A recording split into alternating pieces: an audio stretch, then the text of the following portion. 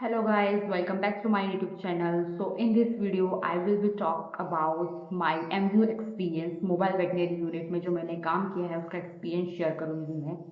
क्योंकि काफ़ी लोगों ने आपने मेरे जूनियर्स ने और काफ़ी लोगों ने मुझसे पूछा कि मैम MU कैसा होता है, it is good for girls और इसमें एक्सपीरियंस कैसा है, प्लीज़ शेयर करिए और कैसे हम इसमें अप्लाई करें। So today I am making a video on this topic. Let's start then. So first one is आप एमयू में कैसे अप्लाई कर सकते हैं। तो एमयू में अप्लाई जो हमने किया था उस समय, तो हमारा डायरेक्ट कॉलेज से प्लेसमेंट हुआ मोबाइल वेटनरी यूनिट में, जो कि डिफरेंट डिफरेंट स्टेट में अभी चल रही है for the animals to doorstep जाके हम पशुपालकों के घर पे उसका ट्रीटमेंट कर सकें। ये मोबाइल वेटनरी यूनिट का एक एम है जिससे में कि हेल्पलाइन नंबर होता है 1962। तो एमयू में मैंने अप्लाई किया था क्योंकि हमारे यहाँ की एचआर जो थी वो आई थी और हमारा वहीं से प्लेसमेंट हुआ था। बट आप डायरेक्टली कॉल भी कर सकते हैं एचआर से ज्वाइनिंग करने के लिए एमयू में, वो आपको बता देंगे जैसा भी रहेगा। So what is the MU 1962 क्या है, या फिर मोबाइल वेटनरी यूनिट क्या है, पशु चलित जो गाड़ी है उसमें क्या होता है।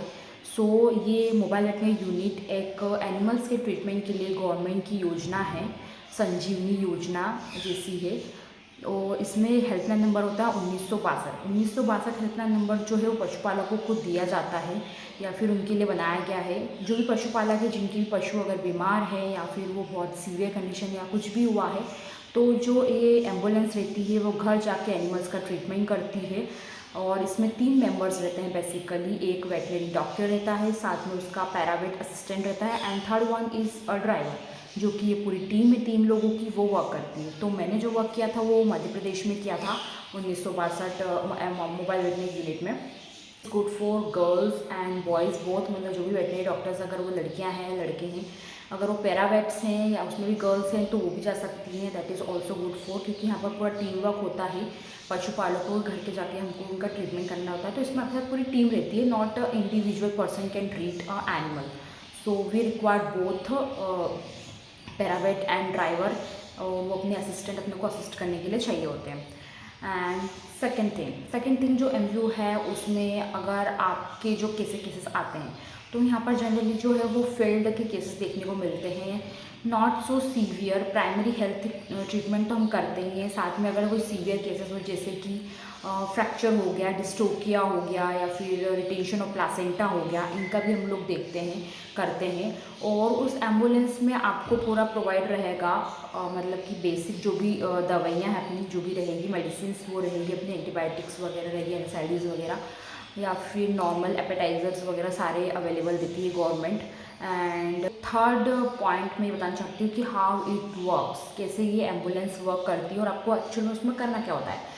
तो सबसे पहले जो 1962 नंबर है, तो अगर मान लो कोई पशुपालक है तो उनके पास में अगर कोई गाय है या फिर कोई भी अगर एनिमल है वो सिक होता है, बीमार पड़ता है, उसको कोई डिजीज़ है, तो वो आप बेसिकली कॉल कर सकता है 1962 जो हेल्पलाइन नंबर है गवर्नमेंट ने प्रोवाइड किया है, नंबर है उस पर कॉल करेंगे। देन वो जो कॉलिंग सेंटर है उस पर जाएगा और वहाँ से हमारे पास एक मैसेज आएगा डॉक्टर्स के पास में कि इस जगह से ये केस आया है, और इस पशुपालक का नाम रहेगा, उनका नंबर रहेगा, और साथ में उनका घर का एड्रेस भी रहेगा, और उनका गांव वगैरह जो भी डिस्ट्रिक्ट मतलब है सारा कुछ इन्फॉर्मेशन उस एक टेक्स्ट मैसेज में दिया जाए। और वेटनरी ऑफिसर्स के पास में भी आता है एंड पैरावेट्स के पास में भी मैसेज आता है।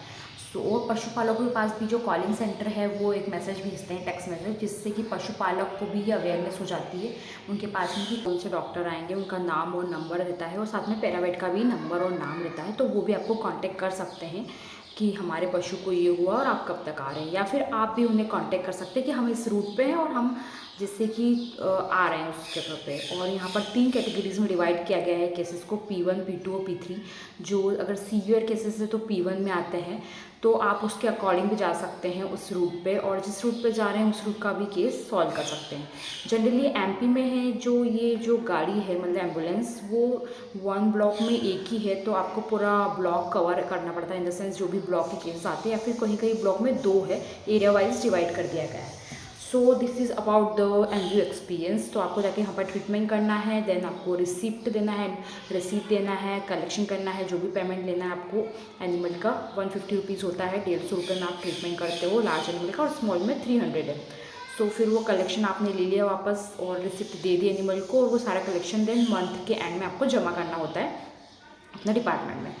सो यही था एमयू का एक्सपीरियंस। काफ़ी अच्छा है एमयू, अगर आपको फील्ड लेवल पर वर्क करना है, फिर सीखना है, एक्सपीरियंस लेना है आफ्टर इंटर्नशिप BVSC की डिग्री के बाद में, तो ये जॉब बहुत ही अच्छी है और इसमें काफ़ी अच्छा एक्सपीरियंस है and it is good for both boys and girls, दोनों अप्लाई कर सकते हैं। ऐसा नहीं कि गर्ल्स के लिए है मतलब बहुत टफ है, ऐसा कुछ नहीं है। आपको अगर करने की इच्छा है तो आप बिल्कुल जा सकते हैं। Girls can also apply for this job and मैंने भी 10 मंथ्स की थी ये जॉब और मुझे काफ़ी अच्छा फील्ड का नॉलेज हुआ, जो हम लोग पढ़ते हैं क्लिनिकली और उसे कैसे हम अप्लाई करें फील्ड में, ये मेरे को काफ़ी सीखने को मिला।